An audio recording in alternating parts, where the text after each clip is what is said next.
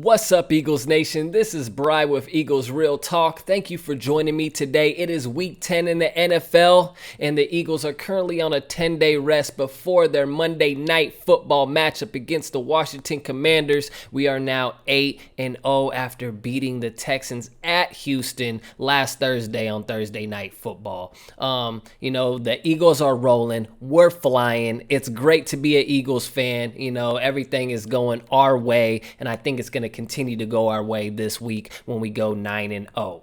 With that said, I've been away from the channel. I haven't been posting as much over the past month, 2 months. Unfortunately, I would have loved to, be posting every single day, but unfortunately, I've had some things going on in my personal life, including losing my dog Teddy last month in September. It's been a tough couple months for me and my family.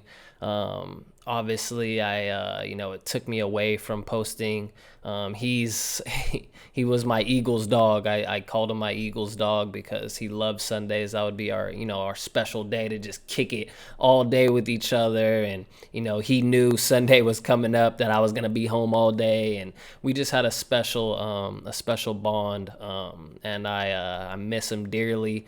Before he passed, I promised him the Eagles were going to win the Super Bowl. So the Birds got to bring home that Lombardi for my dog Teddy, and I'm also dedicating my channel going forward to him. Like I said, he was my Eagles dog. We had a great bond, man, and I miss him very, very deeply. With that said, I'm settled now. I was moving and doing a whole bunch of crazy things, but now I'm settled. This is the new home studio. I'm going to be adding things as I go. So if you like what you see in the background, let me know. I would love to hear you guys' feedback. With that said, R.I.P. to Teddy, the underdog, the Eagles underdog. But with that said, let's get straight into it. So they say, the critics, the haters, the Cowboys fans, they say we haven't played anybody. So our 8-0, isn't, that great. But let's rewind the tape, okay? So we played the Cowboys, who are 6-2, one of the best teams in the NFL. I would say in my power rankings that are going to come out tomorrow, they'll be around, top 5. We beat them.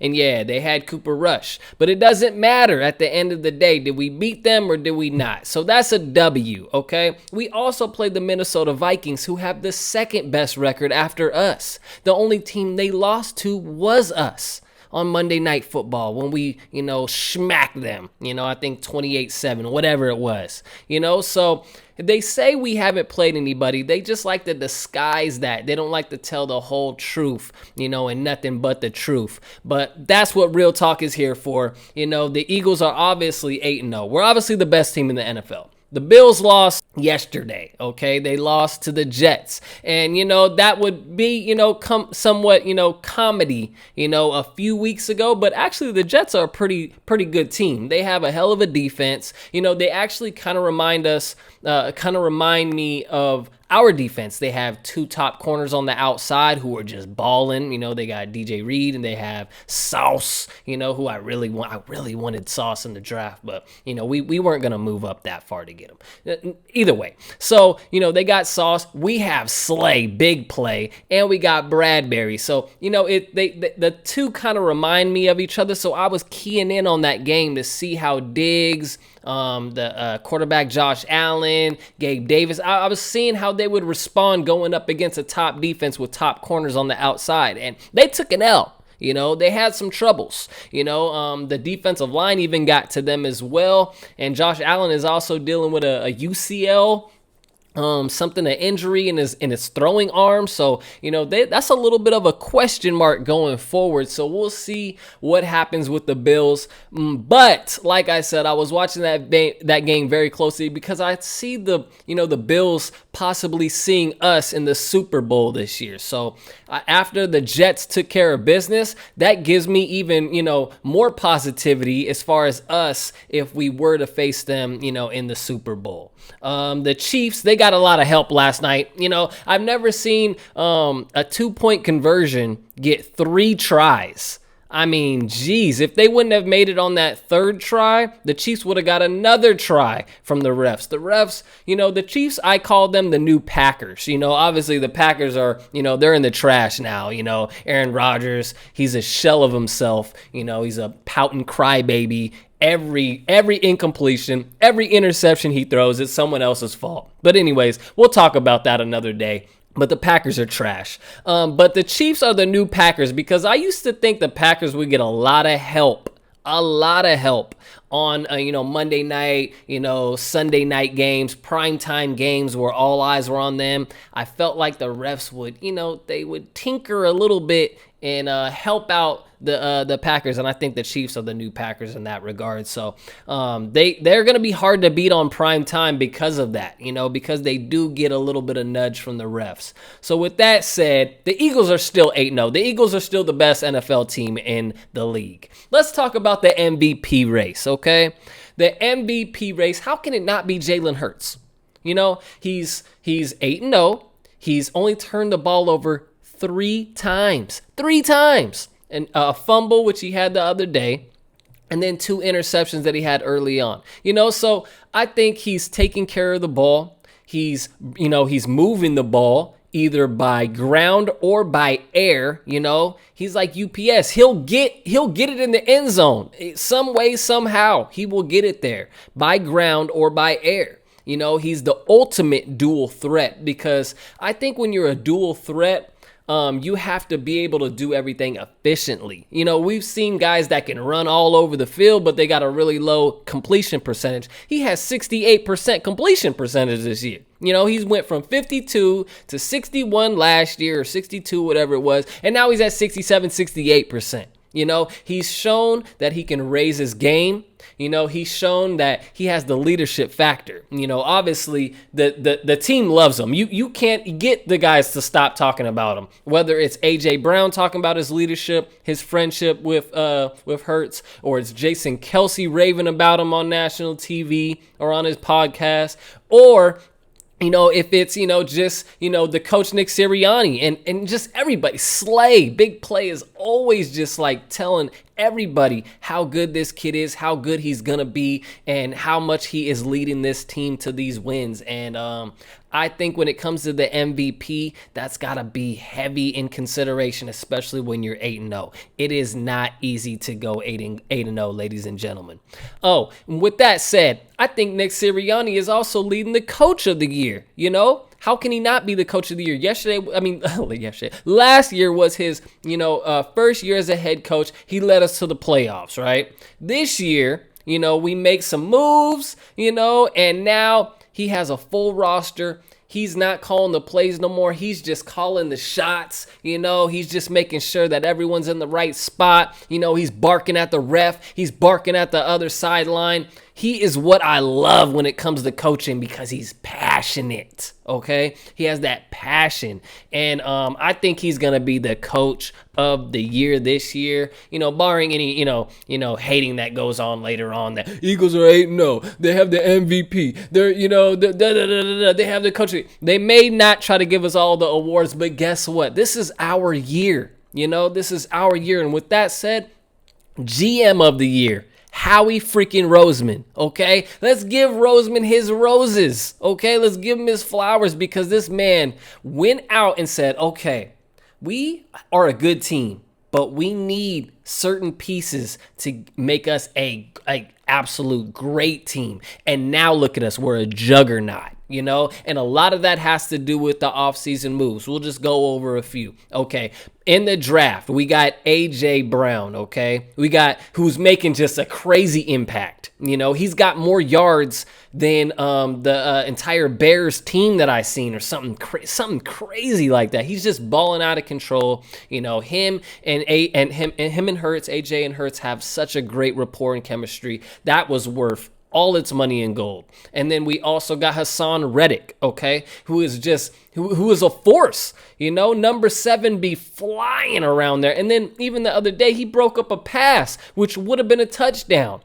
So he's been great for us. And obviously CJ, he's leading the league with five interceptions. Did anyone see that coming? He's on pace for 10 plus. I think he may even get 12. We were talking about Diggs on the Cowboys getting 10 plus interceptions, but the way this man is doing it, yeah, he's not the best tackler in the league. We'll go ahead and say that. We call a spade on Eagles Real Talk, but let me tell you what, he'll go out and he'll give you another possession on offense, and I'm pretty sure every time he gets us an interception, we end up scoring or at least getting a field goal. So, I think he's worth all the money. We need to go ahead and pay him, throw him a bag right now before he tests out free agency. Seriously. And then also, people don't talk about this enough. It didn't happen in this draft. Didn't happen in the draft before. But Howie Roseman still went out and got Hurts. Okay, I think that kind of goes under the radar because how we were, as a fan base, we were kind of upset because we thought Wentz was the guy and this and that. He had the foresight, to go out there and be like, you know what? Hurts is still on the board at 53. Snag him up. Quarterback factory, whatever you want to say. He saw something in Hurts that a lot of teams didn't, and look at Hurts now, MVP candidate in year 3, took the team to the the playoffs last year in year 2, his first real year starting, so we had to give Howie Roseman, a lot of credit. He went out, he traded up for Devontae Smith. He traded up for Jordan Davis, who is currently out with a high ankle injury. Hopefully he's back soon because damn, that Russian defense looked terrible against Houston. They're going to have to make some adjustments. Also, a lot of that, just real quick on that Houston game, I won't talk about it too much because it was last week. It's old news at this point. But Gannon has to recognize that when we're going up against a hell of a running back like Pierce, who's going to get 20, 25, maybe 30, carries a game, it's okay to load the box a little bit, bruh. We got it on the back end. They're good back there, so we'll get more into that this week as we talk about, who we're going up against this week. But we're obviously not going up against a crazy, running back like we did last week. Man, Dameon Pierce, he's fierce, all right? He is fierce. And if you didn't draft him in your fantasy, that's on you. I know I did. And he's gonna get me to the championship, hopefully. But with that said, I think the Eagles are gonna run the table as far as, awards this year. And I feel like, we're gonna make it to the Super Bowl and we're gonna walk home with the Lombardi. Okay, so something crazy happened yesterday. Let's talk about this. This is non-Eagles, well, a little bit, it's a little Eagles related. Frank Wright, former, OC of the Philadelphia Eagles, Super Bowl, winner, when he was on our staff. He got fired yesterday from the Indianapolis Colts. Irsay said, you know what, you're out of here. We're trying to tank. All right, we need a quarterback, obviously, because, they had Matt Ryan, and I don't even know who they have now. Oh, and by the way, we play them in a couple weeks, and I think that was the one team I predicted us to get an L. I predicted us to go 15-2 before the season started, and I think I picked them, and that's a definite win now. And obviously, I think we're going 17-0. I don't think anyone's messing with us this year. But they fired Frank Wright yesterday, so now he's on the street looking for a gig. He may get a call from the Eagles because him and Nick Sirianni are tight. They're very tight. That's probably his number one guy to call when it comes to strategy and NFL stuff. He's gonna call Frank Wright. He used to be on his staff, so that's one of his mans. So I wouldn't be surprised if he gets some kind of consultant job or something with the Philadelphia Eagles, and I would look for him possibly be our offensive coordinator next year. Now hear me out on this, okay? Shane Steichen is killing it this year.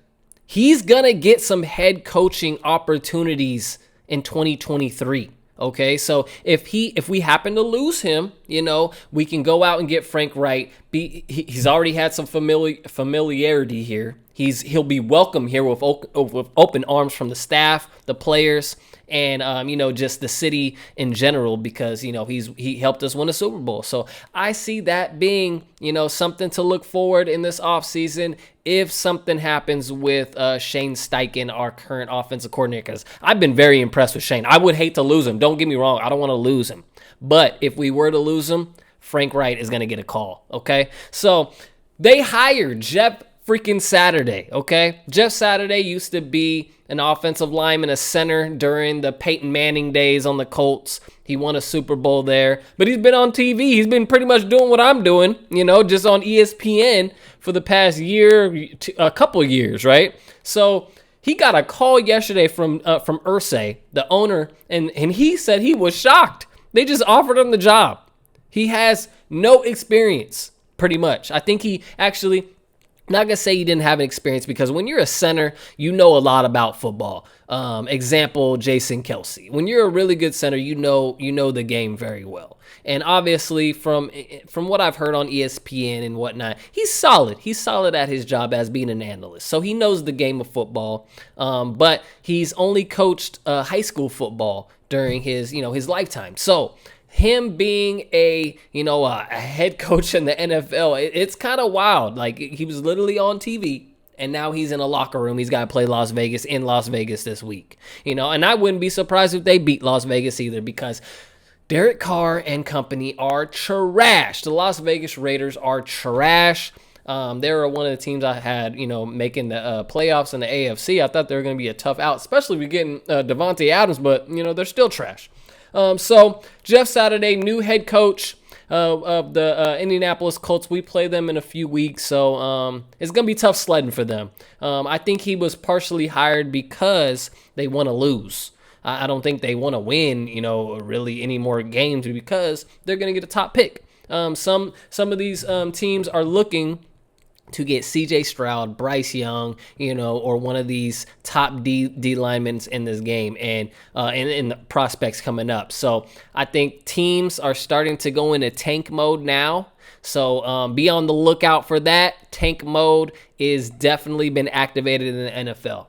Let's talk about the NFC East. They used to say we were the least, but now we're the beasts, okay? We're the beasts of the NFC. The Eagles, they play Monday Night Football against the Commanders, like I talked about earlier. Let's get a little bit more into the game before we get more into it in the preview later on down the week. But Washington is obviously, they're a crappy team. They're a crappy, they just are crap. Their logo, they should have went with the Washington Crappers and put the crap emoji on the side of their helmet, because the whole franchise is doo-doo, okay? They're just poorly ran. They have the worst owner possibly in sports, active owner in sports.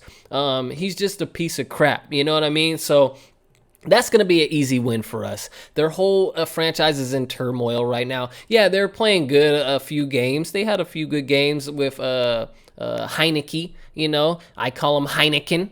I'm going to be drinking some Heinekens on Monday night every time he throws an interception, But we're going up against a backup at the end of the day. Heineke, he's been solid, but last year, we took care of business against him, so I'm not worried about the Washington Commanders. But with that said, it's still another game under the bright lights, and the Eagles are going to go 9-0. So we're going to go to, I believe, 3-0 in the division at that point. Dallas Cowboys, they are at Green Bay. I spoke about it earlier. Green Bay sucks. They're a pathetic pack of P words, okay, in my opinion. And the leader of them is Aaron Rodgers, okay? This guy is the biggest crybaby I think I've ever seen at the quarterback position. He's like Ryan Leaf reincarnated this year. He's just crying, bitching at all of his players. He threw an interception to a lineman, okay, against the Lions, their rookie. He threw an interception to him and was like, he's whining. Like, bruh, you the one that threw the pick. So, I can't wait to play the Green Bay Packers, but Dallas Cowboys get their first shot at them this week, week 10. I think we see them week 12. They'll be even more broken and battered by then, and we're just going to destroy. We're going to destroy Aaron Rodgers in Philly week 12. I cannot wait for that game. That has been my number one circled game of the year for sure. I can't wait to play them. They said that was an auto loss for us at the beginning of the year. Look at us now. Look at them now. The Packers are trash, and like I said, I can't wait to play them. The Texans are on the road at New York. Okay, so that's probably going to be an L for the Texans. The Giants are playing pretty solid. As much crap as we like to talk about them, the G-Men, they're having a pretty good year. They're having a bounce back year. Rabel or Drabel, whatever his name, their head coach, he's got them playing pretty damn tough. We have to call a spade because they have no wide receivers. I don't even know how they're winning games. The Danny Dimes, okay, Danny Pennies, he's playing solid this year. He's not turned over the ball as much, but at the end of the day, he's Daniel Jones, okay? Obviously they got Saquon, who's been killing it this year. He's been running wild. So that's going to be a W for the Giants. The Giants are going to move to 7-2. Dallas is going to move 7-2. Washington is going to move 4-6 after they take an L to us, and the Eagles are going to Eagles fly to a 9-0. So week 10 is gonna, it's gonna be an interesting week for the NFC beast of the league, but. We'll see what happens this week. You never know when it's a game for at Green Bay. Sometimes Aaron Rodgers can get a little hot over there, but I doubt it. Like I said, he's pathetic this year. He's a crybaby, and I think that the Texans, they're a solid team, but let's be honest, on the road they're pretty much going to lose every single game. Their only shot is a couple home games in Houston. So with that said, thank you for joining me today. The Eagles, we're flying high, and so is this channel. We're back. I'm going to be posting a lot. We got a whole new setup here at ERT.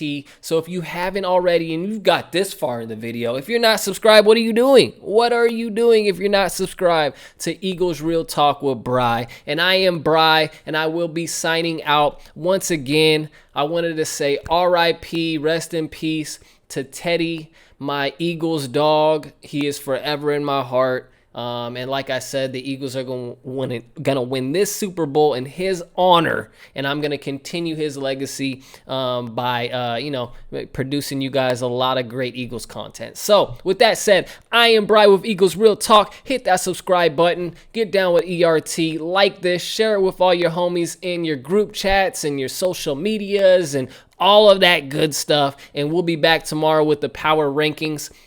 Eagles Real Talk. Bry signing out. Keep it real always. Peace. Yeah, Bubba, getting ready for the Eagles, baby. Yeah, Bubba. Who's the Eagles dog? Who's my Eagles dog? Yeah. Yes, my boy. Fresh, clean jersey for a fresh, clean pup.